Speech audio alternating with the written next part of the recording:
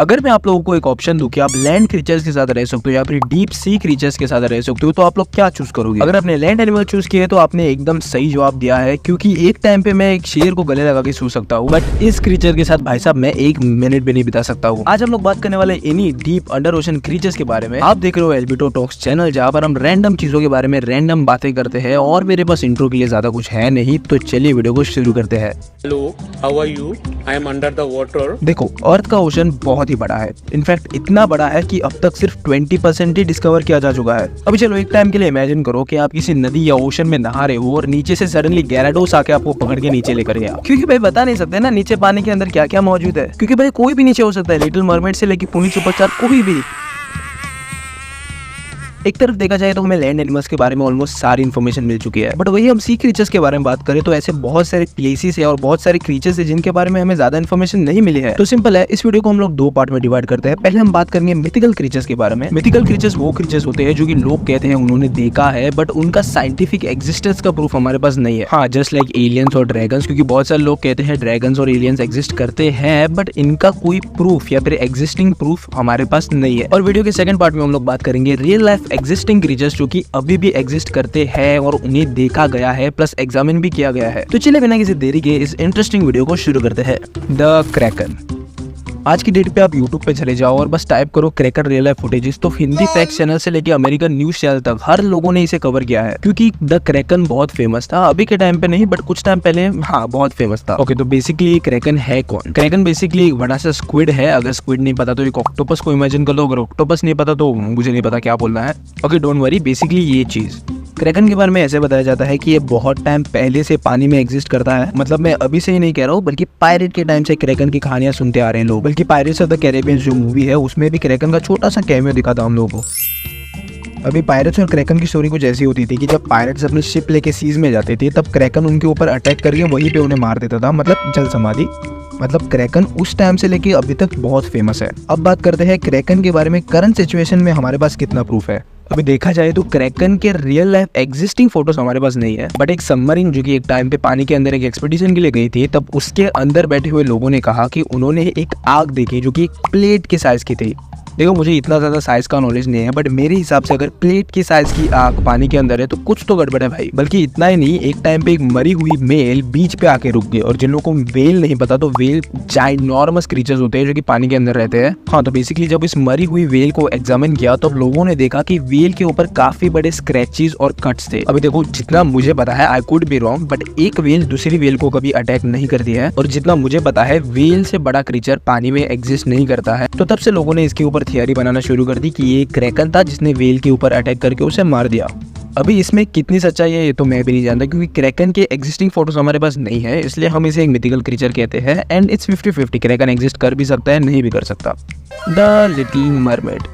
अभी देखो, तुम लोगों की राय क्या है मुझे नहीं पता, आप कमेंट सेक्शन में बता सकते हो, बट मुझे मरमेड के ऊपर इतना सा भी विश्वास नहीं, क्योंकि हम साइंटिफिकली देखें तो मरमेड्स का एग्जिस्ट करना ऑलमोस्ट नियर इम्पॉसिबल है। क्योंकि ह्यूमन एवोल्यूशन तो हम सभी को पता है, जहाँ पर हम लोग एप्स ले लो या फिर बंदर ले लो, उनसे इवॉल्व हुए थे, बट ये मरमेड वाला कॉन्सेप्ट ह्यूमन एवोल्यूशन पे पूरी तरीके से मुद्दा देता है। क्योंकि ह्यूमन एवोल्यूशन में हमें कहीं पे भी नहीं दिखता है कि बंदर मछली में इवॉल्व हुए थे। पोकेमॉन बना रहे हो क्या भाई? बट फिर भी अगर आप लोगों ने मेरी तरह बचपन में मरमेड रियल लाइफ वाले वीडियोस देखे हैं, then I am sorry to say कि वो सारे वीडियोस फेक है। और इस चीज का आंसर इस पॉइंट ऑफ टाइम में हमारे पास क्लियरली है कि मरमेड्स रियल लाइफ में एग्जिस्ट बिल्कुल भी नहीं करते हैं। अब बात करते हैं नेसी के बारे में। क्या कुछ भी क्या बोल रहा है? नहीं, नेजी नहीं, नेसी के बारे में। Nessie also known as the Loch Ness monster 1933 के पीरियड में बहुत ज्यादा फेमस हुआ था। तो ये मॉन्स्टर ऐसे फेमस हुआ कि जहाँ पर एक फोटोग्राफर ने ओशन की पिक्चर ली थी, जहाँ पर उन्हें ये चीज दिखी। हाँ, बेसिकली ये दिखने में एक डायनासोर जैसा दिखता है, और ये चीज इतनी फेमस हुई कि ऑलमोस्ट हर जगह इसकी न्यूज पहुंच गई थी।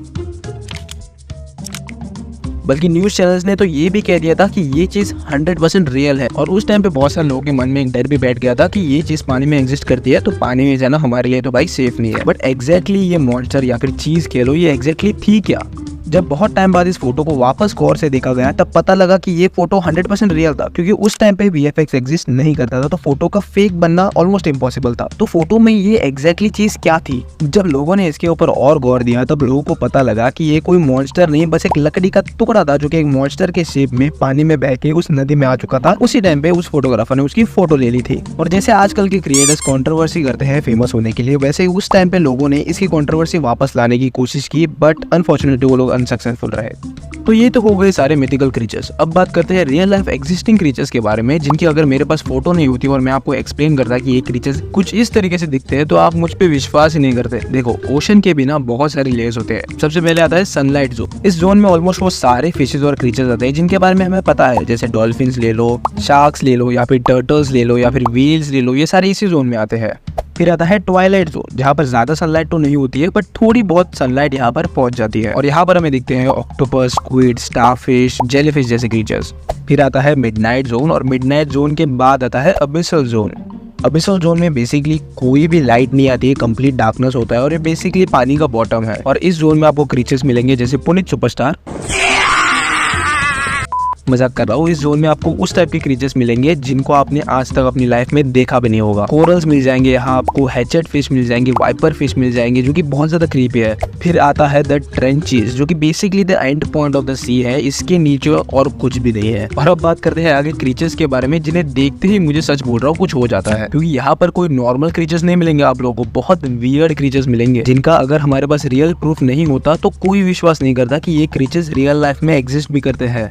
सबसे पहले आता है हमारे लिस्ट में द फ्रिल्ड शार्क। अभी इसे देख के मुझे ऐसा लगता है कि ये किसी शार्क और मछली का हाइब्रिड है, और ये क्रीचर हमें मिलता है द मारियाना ट्रेंच के द चैलेंजर डीप में, जिसके ऊपर मैंने ऑलरेडी एक शॉट अपलोड किया है। अगर आपको डिटेल में जानना है तो काफी मजेदार शॉट है, जाके देख लेना वो। हाँ, तो ये चैलेंजर डीप में एग्जिस्ट करता है, और इसे एक बार देखो। हाँ, अभी तक डर नहीं लग रहा है ना? तो इस फोटो को देखो, अब फट गई।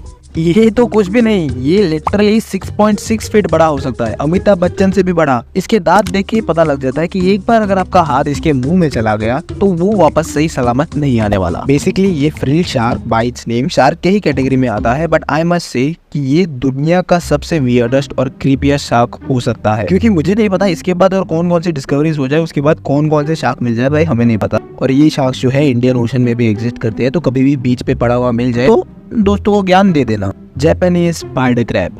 अब बहुत सारे लोग कहेंगे इसमें वियर्ड क्या है, ये तो केकड़ा ही है। एक बार इसके साइज को देखो। फिर भी बहुत सारे ब्रेव बॉयज होंगे जो कहेंगे फिर भी केकड़ा ही तो है, बस बड़ा सा है। आपके लिए ये केकड़ा हो सकता है, मेरे लिए इसने केकड़े की कैटेगरी पार कर दी और अब ये जायंट स्पाइडर्स की कैटेगरी में आ चुका है। और पर्सनली बोलूँ तो मुझे स्पाइडर्स बिल्कुल भी नहीं पसंद। मुझे स्पाइडर फोबिया है, जो भी फोबिया का नाम है मुझे वो फोबिया है, एंड आई हेट स्पाइडर। और अगर गलती से ये चीज मेरे घर पे आ गई तो खतरों के खिलाड़ी से ज्यादा बढ़िया और इंटरेस्टिंग एपिसोड मेरे घर पे दिखेगा, क्योंकि सिंगल हैंडेडली वही सबसे ज्यादा इंटरेस्टिंग टास्क होगा कि इसे मैं कैसे मारूंगा या फिर इससे बच के मैं कैसे निकलूंगा। बट इस क्रैब को बहुत जगहों में खाया जाता है एंड पीपल से कि इसका जो मीट होता है वो काफी टेंडर और सॉफ्ट होता है, तो इट्स वेरी टेस्टी, बट मैंने कभी नहीं खाया, सो आई डोंट नो। अभी इमेजिन करो एक ऑक्टोपस जो कि कम्प्लीटली ट्रांसपेरेंट है और उसके आंखों पे 2 टेलीस्कोप लगे हैं। विश्वास करते नहीं ना? बट ये रियल लाइफ में एग्जिस्ट करता है। इन भाई साहब का नाम है द टेलीस्कोप ऑक्टोपस, और ये भी हमें मारियाना ट्रेंच के द चैलेंजर डीप में मिलता है, जिसके ऊपर मैंने ऑलरेडी एक शॉट बनाया है, तो गो चेक इट आउट। इन्हें टेलीस्कोप ऑक्टोपस इसलिए बुलाया जाता है क्योंकि इनके पास ट्यूबुलर आइज है, इनकी आंखों में रियल टेलीस्कोप नहीं है, और इनके आंखें मतलब DSLR कैमरा जैसे आगे पीछे हो सकते हैं, तो इसलिए काफी यूनिक है, इसलिए बता दिया मैंने। और ये ऑक्टोपस नॉन पॉइजनस कैटेगरी में आता है, मतलब ये आपको मार नहीं सकता। अभी ऑक्टोपस के स्पीशीज में और एक ऑक्टोपस आता है जिसका नाम है द ब्लू रिंग ऑक्टोपस। ये बेसिकली छोटू सा क्यूट सा ऑक्टोपस है, और इसे पर्सनली मैं RGB ऑक्टोपस कहता हूँ, क्योंकि ये जो इसके रिंग्स है ना वो मतलब ब्लिंक होते रहते हैं ब्लू कलर के। ये बात सोचने की गलती भी मत करना, क्योंकि ये दुनिया का सबसे पॉइजनस ऑक्टोपस है। तो एज आई सेड इसका नाम ब्लू रिंग ऑक्टोपस है, और ये एक्सट्रीमली वेनमस कैटेगरी में आता है। ये बेसिकली छोटू सा होता है, बट एक ऑक्टोपस में इतना वेनम होता है कि 26 अडल्ट ह्यूमंस को 1 मिनट के अंदर कंप्लीटली मार सकता है। अब फट गई तो आई गेस कभी भी अगर आपको ये दिख जाए तो आपको आइडिया लग गया होगा कि इनसे दूरी रखना आपके लिए अच्छा होगा। दी एंग्लर फिश। अभी कार्टून में हमने कभी ना कभी एक फिश देखी होगी जिसके ऊपर एक बड़ा सा एंटीना होता है, और एंटीना के एंड में एक लाइट जलती है और उसके बड़े से दांत रहते हैं। ये बेसिकली वही फिश है बट इन रियल लाइफ। इसका नाम है दी एंग्लर फिश, और ये रियल लाइफ में कुछ इस तरीके की दिखती है। और मैं जेन्युइनली बता के रख रहा हूँ, इस चीज से ज्यादा क्रीपी चीज मैंने अपने लाइफ में कभी नहीं देखी। इसकी ना बहुत सारी स्पीशीज आती है और सारी स्पीशीज क्रीपीनेस की हदें पार कर देती है। और अगर आप लोग वंडर कर रहे हो कि इसके ऊपर जो लाइट होती है वो क्यों होती है, तो ये बेसिकली दूसरे फिशेस को अट्रैक्ट करने के लिए होती है, और अगर कोई प्रेडेटर आ जाए इसे खाने के लिए तो उन्हें डिस्ट्रैक्ट करने के लिए यूज की जाती है।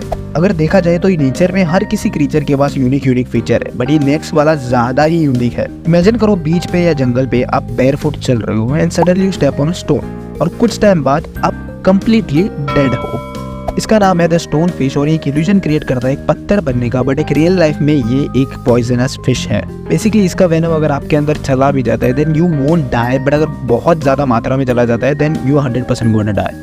देखने में ये क्रीचर क्रीपी है ही, बट इसका पॉइजनस होना इसके क्रीपीनेस पे चांद लगा देता है।